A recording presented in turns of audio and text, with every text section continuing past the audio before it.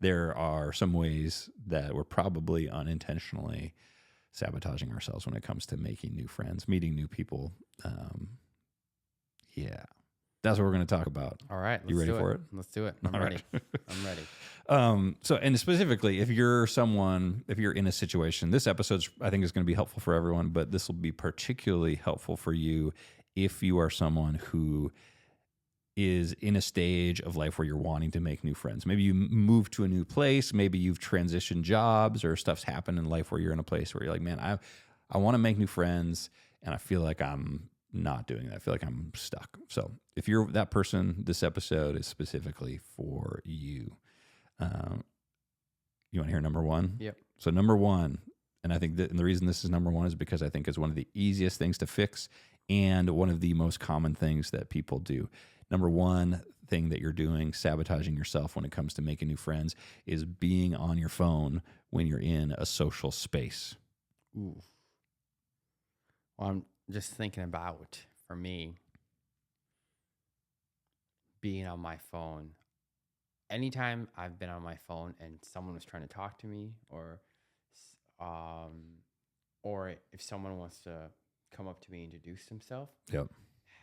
having your phone on you or text, whatever you're doing, it doesn't matter what you're doing, but you're on your phone looking at your screen, gives the vibe of like, this guy's busy. Yes. Or this guy's doing something else. And if you take that away, if I put my phone away, and still I feel like we are in an era, or we're in a generation that still doesn't want to go up to anyone, you know, because they're scared to talk to anyone, because we've been so, man, this thing has been constantly like, back then I feel like a lot of people were outgoing more because there was no, what else are you going to do? Yeah, there's not a lot of distraction, right? We used to go up and ask a girl if she wanted to go on a date in person. But how many of us do that on a text message or on a DM, you know? That's a little bit different, but it's kind of changing to this like technology world that, man, it's distracting and robbing our relationships from us. Yeah. Even if you're not intending it, if you are on your phone in a social space, what you are communicating to other people is, I'm busy, don't interact with me. Yeah. And there are times where you're going to do it. Like, there's times where you're in a social space where you get a message, you need to respond to it. It's not an inherently bad thing. But if you are, like we were talking about a little bit ago, if you're in a stage in life where you're like, man, I want to meet some new people, I want to make new friends, and you're defaulting to, at church, as soon as the message gets done, as soon as the sermon gets done or service gets done, you pull out your phone and you start swiping through it. And then you leave frustrated that, man, I didn't get to meet anyone. Stop it. Yeah. And one of the things, there's this other side too. Like, you don't want to be that weird person that's just like sitting there and smiling. It's like, hey, waiting for someone to come talk to you. And that just feels weird, right? Yeah. That is weird, but it feels weird, but I would say it's not weird. It's not weird. I think there has to be an aspect of you also going up to someone. Yes. I think you going first, I would take that any day more than you waiting for someone else to go first. Yep. So just like, yes, be off your phone, but also go first. So at a coffee shop, one of the things I like to do is, if I want to meet someone new, I look at what they're doing, and I'm really, really attracted to the people that are reading their Bible. Mm-hmm. Easy question you can ask. Hey, what are you reading? That's pretty cool. That you're reading the Word of God. Yep. Like, what are you reading? Hey, I met someone new there. I've met multiple people just by going up to them when they're reading. I got to watch out for if they're praying or not. But like, I went first, so it helps to go first. Too. Yeah, and I know both you and I are fairly outgoing people. We're pretty comfortable with talking to strangers. But if you're listening to this, watching this, and you're like, man, that sounds really scary to me, I would say, I think if you feel like that's too big of a jump for you, it's more of a win for you to put down your phone and sit there and look around awkwardly for 60 seconds. Because what that's going to communicate to other people who see you, particularly, again, this is if you're in a social space, it's like, say, after a church service or at a party or at a work event or something like that, that what that's saying to other people when they're walking around, if you're standing there looking around, yes, it's going to feel awkward. Because it's something that you don't normally do, because you're used to looking at your phone and distracting yourself from the discomfort of being there and not being distracted. but what you're saying to the people around you when you're standing there doing nothing is you're saying, I'm available for whatever. Yes, it's going to be uncomfortable. Just want to reiterate that and embrace that discomfort, because that means you're growing, right? If you're if you're shielding yourself with your phone and then feeling frustrated that I'm not meeting new people, again, that's where the sabotage comes in. What if, I'm thinking of this question and I want to ask this out for someone that's listening. It's like, how about if I have been doing that and I'm off my phone and I'm just sitting there and waiting, and it's weird for me to go up to talk to someone and I'm just waiting and then nothing happens. Wave. I guess that's what I would say. Like, what would you say about that? Like, there's that tension. Yeah. You're like, what do you do in that situation? Yeah. A couple different things. One, try it a little bit longer. Sit there a little bit longer. It's okay. Like, it's all right if you're the person who's sitting there by yourself in the corner for a little bit. Two, I think this is if they don't want to talk to someone. If they don't want to. So you're saying the person that you're talking about is they don't want to talk to someone.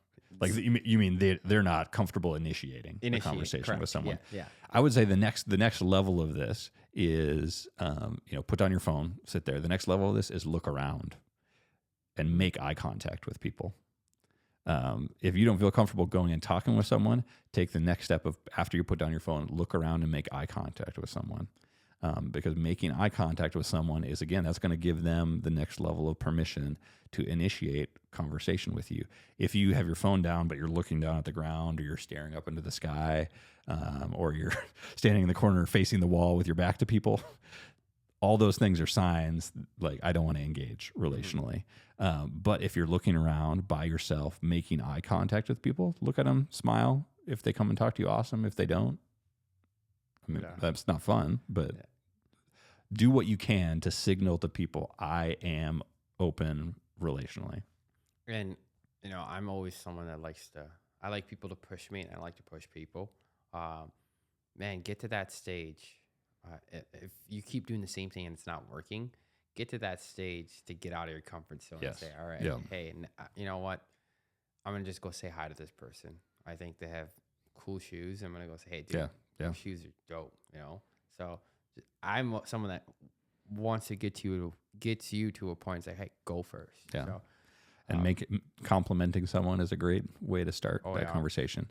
And I think here's number two in this list. Number two of the ways that we tend to self-sabotage when it comes to meeting new people, making new friends, is that we tend to believe falsely that people are not interested in us, or that people are going to dislike us. We've talked in an earlier episode about what's been termed the liking gap. There's a whole series of studies done quite a while back. I didn't note down the details of when this took place. But if you Google the liking gap, you'll find a bunch of stuff about this, that we as humans tend to be not great at perceiving accurately how people feel about us.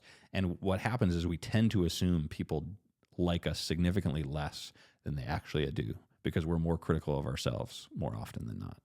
Yeah. We're talking, most of our listeners are, in their early 20s to 30s, so you're out of high school now, all right? We're not in high school anymore. Yeah. Hey, we all had our own groups in high school. Yeah. Like, these are my people. These are my people. You're not in high school anymore. And I wish I would have met people outside of my group, bro, because the more different they are, we feel like, oh, we're not going to click. Yeah. But what I found, those are the relationships that just grow. Like, someone that you would never see me hanging out with, Yeah. and you start hanging out, it's like, wow. Like, I love this brother. I love this sister. So it's like, wow. Don't be scared from different, and don't let your own perception stop you saying, hey, I don't think they're going to like me. Hey, I think they're too cool. Oh, hey, this is different. None of that stuff matters. They're a human being. You're a human being. And what you think of someone that you don't know really doesn't matter till you get to know them. So that's what I would say. Yeah. Here, I'll read. This is actually a quote. Again, I forgot to note down the citation of where this came from, but this is a quote from one of these studies that later the data that they gathered got termed the liking gap. He said, in one of the study's experiments, the researchers had two strangers converse and captured this on video. The researchers watched the video of the conversation and could accurately predict how much the parties liked each other. However, the participants in the conversation significantly underestimated how much the other person in the conversation liked them. So external observers were able to watch their body language and the interactions and accurately say, these people are having a positive interaction, or they liked each other this much. The people in that conversation were not able to accurately do that. So if you are going into a conversation, going into social spaces, wanting to meet new people, and entering that space with the assumption people probably aren't going to like me, that you're sabotaging yourself. Science says so, and I think biblically also it says so. So here's the question. I'll ask you this. I have some thoughts on it, but I want to hear yours first. How can our listeners? How do you deal with that? With the like, oh man, I'm stuck in this spot where I believe people don't like me. I think you're putting your identity in the wrong place. You're putting your identity in you instead of putting your identity in Christ. Starting there, I think that's important, right? What you've been telling yourself for so long, you've been telling this yourself, that is becoming a big thing that you actually believe in. One, we're here to remind you that that's not true. Yeah. And stop it. That's something I would Stop say. it. Stop doing that to yourself, because you're wonderfully made. You are a daughter or a son of Christ. So your identity, what you put in your identity, if it's anything in this world or anything that you think of you, I would say that's not as important as putting your identity in Christ. So Yeah. I would start. I mean, that's my only thing I would say. Yeah. We say stop it as kind of a joke, but we do want, like, if that's where you're at, we do want you to stop that. But the solution to that, I think, is not just trying harder. It's not just, I'm going to work really hard to try and change how I feel about myself. That's not going to work. We do not have the capacity to transform our own hearts. That's something that God needs to do. So what I would really encourage you to do, if you're in that place and you're like, man, whenever I go into a social situation, I get anxious and uncomfortable, and what's going through my mind is these people aren't going to like me, or you leave a party, hanging out with friends, and what's running through your mind is, I was so dumb, it was so awkward, blah, blah, blah. What I want you to do is that you need to sit down and do some heart work prayerfully, dig down and try to find what's the thing in my heart, what's the belief that I'm buying into that is driving that thing. Because if you try to fix that at a surface level, that's like snipping weeds off in the garden, when what you need to do is you actually need to dig down to the root or the heart level of that and engage with God and say, God, take this thing out, transform my heart, change the way I view myself. And a key piece of that is, like you're saying, is get in God's word and say, okay, God, what do you say about me? And start preaching that to yourself. And the Holy Spirit is the one who's going to work to change that view. Start speaking that over yourself. Yeah. Man, like, speak it out loud to yourself. For such a long time, you've been saying this one thing about you that you really believe that. I mean, thoughts become things. Thoughts really become things. So, start speaking that over yourself. And man, even what we just said here, it's not helpful to you. If, like, these guys don't know me, they don't understand me, they're just two guys just talking on a podcast. Like, man, the best thing we can tell you, like, okay, forget about what we think. Look what Christ says about you.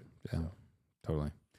And I mean, two other thoughts on that come to mind. One is, ask your current friends, what do they think about you? Oh, yeah. And try believing them. Okay. Like, if you can't believe God, start with, if you're like, God's out there, he's distant, he doesn't really know me. If God feels distant to you, ask your friends that you have now and say, guys, what do you think about me? What do you think about me? And take them at their word. Because I think oftentimes we'll do something like that and I'll be like, well, they just say that because they're blah, blah, blah. What if what they're saying is actually what they really think, and what you're thinking about yourself is actually what's wrong? I think there's a lot of people who are stuck in that place. I know I've been there at times in my life. There was definitely, particularly in my teen years, late teens, there was definitely a kind of core belief that I had running that is like, I'm always going to be the person who's kind of on the fringe. I've got lots of friends, but I'm never the one in the core group of friends. I'm always the one on the fringe. And over the years, God really graciously showed me that was not true by giving me a few groups of friends where I was really the core, part of the core of those groups of friends. So let's hit the third one. I think the third piece, third way that you're sabotaging yourself if you're wanting to make new friends and feeling like, man, this is not working, I'm not meeting new people, is having too full of a schedule or having too narrow of a routine. They kind of go hand in hand. Having too full of a schedule or having a routine that's too rigid, where you're like, okay, I do this and then I do this and I do that. Yeah. I'm reading this book now and called The Ruthless Elimination of Hurry. John Mark Comer. It's been a great book, and I'm learning a lot. I think structure is important. Mm-hmm. Like habits are important, right? And the things that are important is the things that you define as important to you, right? But like I like working out. That's important to me, so it's going to be on my calendar, right? Yep. Man, before I start my day, I like spending time with the Lord. You know, like that's important. Like that's where I hope that all of us, if we say we are a Christian, we're following Jesus, man, everything should flow from that, right? Starting there. Yeah. So whatever you label, like this is important to me, you will structure. There needs to be a structure around that. Yeah. But there also needs to be a flexibility around that though too, because it's hard to get together with friends. Like example here, like we've been planning dinner at Ben's house, and the first time didn't work out for you, and the second time it didn't work out for me. And also like we had to move our date. But that at a certain point is like Ben and his family, like they're important to me. So it's like, hey, I whatever I can control, whatever I say, I'm going to hold. Yeah. If I said I'm going to be there, I'm going to be there. You know, that's important. Yeah. So, you know what? This made me think of this. I don't know why we didn't think about this earlier. We could totally have you over for like breakfast or lunch sometime. Yeah, I love breakfast. Sometimes daytime stuff is easier for the schedule that we have. And Ben is having a new kiddo, so in a couple weeks. That's exciting. Sometimes you get people have full schedules oftentimes, and it might feel overwhelming. Like, man, how can I make more space in my schedule? Try this. If you have a place where you're going regularly, let's say you go to church regularly and you're like, man, I've been going to this new church for a few weeks now. A few months now. I haven't met anyone. I'm frustrated about that. I want to make some new friends because I'm new in town or whatever. If you are showing up just in time for the service and leaving right after the service is done, easy thing you can do that's going to open up your schedule is get there 10 minutes early and leave 10 minutes late. Maybe you need to set an alarm on your phone so that it's like, okay, 10 minutes have passed since the end of the service. I'm getting out of there because I got things to do. But leaving those small margins of space is going to open you up for meeting new people and developing new relationships, even if it's just that small chunk of time. And if you're saying right now, I can't do that, I think that's also a lie, because there's certain things that you're doing in your life right now, like spending time on social media, watching your favorite TV show. And I'm not saying those things are bad, but I'm saying but if you have the desire of like wanting friendships, like they have to be just as important to you going on social media or you going on Netflix. I think they're more important than that, but we have more time than we think. We just believe this lie that we're too busy, and some of us are busy and some of us are doing a lot, but if busy becomes our God thing, it's going to set us up for failure. Yeah. One more thing on that is just, we mentioned also that having too narrow of a routine. Maybe you're in a stage of life, maybe you're living in the same location that you've been for a long time, and you just have kind of, for whatever reason, your friends have moved away, or you're looking for a new group of friends, trying to find new relationships. What might be helpful is changing up your routine. Maybe you've always gone to the same places, or you've been a part of the same groups. And if you're feeling stuck and wanting to make new friends and that's not happening, you might be self-sabotaging by staying in those same contexts. Maybe what you need to do is change things up. So maybe you need to leave the volleyball league that you're in and join a different volleyball league. Or maybe you need to change your after work routine, and instead of going to the gym after work, go to the gym before work. Or whatever. There's little tweaks like that you can do to your routine that are going to open you up to meeting new people. That is going to be another way to get out of that stuck sense, I think. Yeah, I agree. I don't have anything else to add on to that. So fourth one is the fourth way you're sabotaging yourself when it comes to making new friends is not following up on enjoyable interactions. So this first couple that we talked about, right, are ways that you're maybe preventing yourself from having some of those initial interactions with people. the next layer of developing a friendship with someone is, right, if you just have the passing, 60-second, 5-minute conversation after church or over lunch at work, as you pass in the hallway, whatever, you're not really developing a substantial friendship. Which our hope for you is that you would develop some real substantial friendships. In order to do that, you need to follow up on those interactions. If you have a conversation with someone and you're like, man, it felt like we hit it off. I enjoyed that conversation. Take it to the next level. Go beyond that initial little chat that you had. So I'm curious, Lucas, for you, what do you picture that looking like? Like if you have a conversation with someone, you feel like you had a really good interaction with them, what would that look like to follow up on that? I would say if I want to go two areas with this, I think there's also this other side of, I'll come back to that. But to answer your question right away is, man, it's like, hey, I enjoyed talking to you today. It was nice running into you. Would you want to go get coffee next week? Or would you want to come over for dinner? Or invite people. Be someone that invites people to things. And maybe invite them to what you're already doing. You have friends coming over that day. Like, hey, you want to come to our Christmas party? We're having a party this day. If you're available, you should come, Yeah. So especially like multiple times I've interacted with someone at a coffee shop. It was a great conversation. Yo, can I get your info quick? We trade infos and say, hey man, it's nice talking to you today. Right at the end of, before I go to bed, I'll just text them, say, hey, it was nice talking to you today. Yeah. Let's get coffee if you're available next week. And be clear too as possible. Just don't throw anything out there. Like, hey, I'm available this day next week. If you want to get coffee, let me know. Yeah. Let me know be specific about what you're I think that offering. helps. Yeah. If there's too much going back and forth, it fades away. But be as clear as possible right away. But now there's this other side. Man, I'm prioritizing for so long in my life. It's like, if I say something, sometimes it doesn't work out what I said. Sure. Yeah. Like as Christians, we should say something and do what we say, right? Like that's important. And I don't think that's something that we should, I know things happen, life comes up, but as for me, if I say I'm going to hang out with you, if I say I'm going to do something, do what you said. Hold yourself accountable to your word. Because if you do that for so long, you say something, you never do it, then people are not going to take you anything for your word.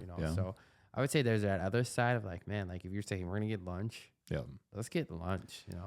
Totally. If they don't show up on there, that's on their end. But on your end, hold like a high standard to your word.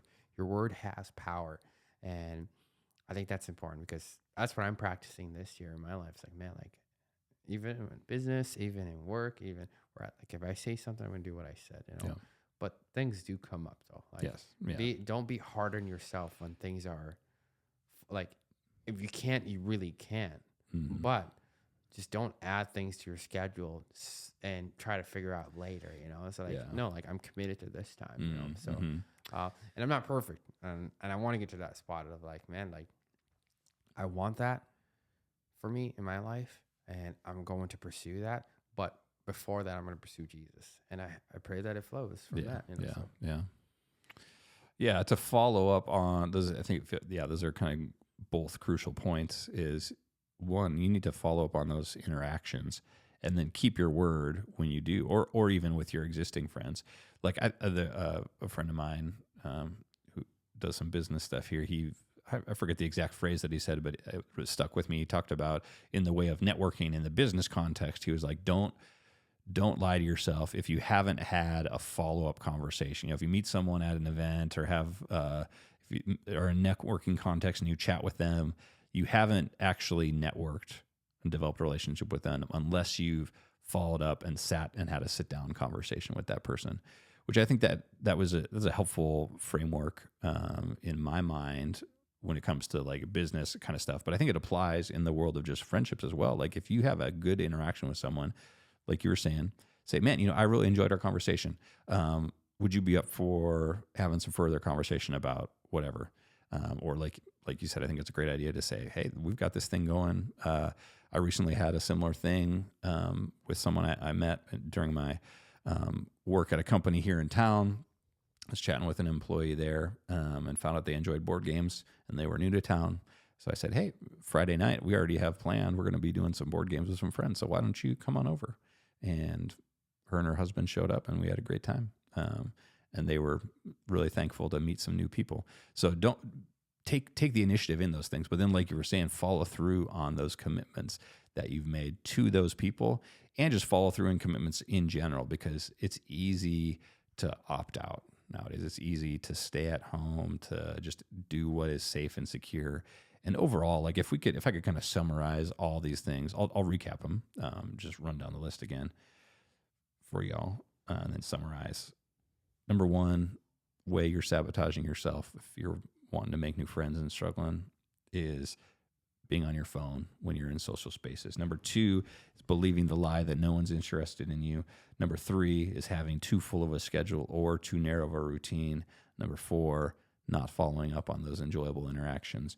And number five is not following through on your commitments.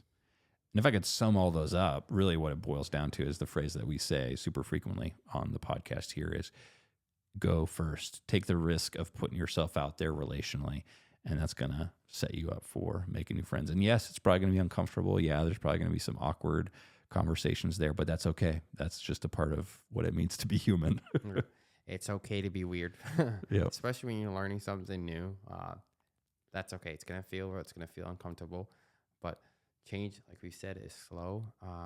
And whatever you put into it is what you're going to get out of it. So, and don't take that as like, oh, that's a motivational speak. No. It's true. Anything in life, whatever you put into it is what you're going to get out of it. Right. So, Yep. And whatever it's important to you, man, put time into it. If it's important to you, let your actions be the thing that actually speak louder than what you say, though, too. Yeah. Like words are important, and I think actions are really important too. So, True story. all right. Well, friends, we love you, and we hope whatever we said was helpful, and whatever was not, we hope that you forget it. So, thanks for listening today, and we will see you next week. Peace. Hey, friend, thanks for listening. We're all about equipping you to pursue real friendships. You were not created to be alone, because life is just better with real friends. Let's get started.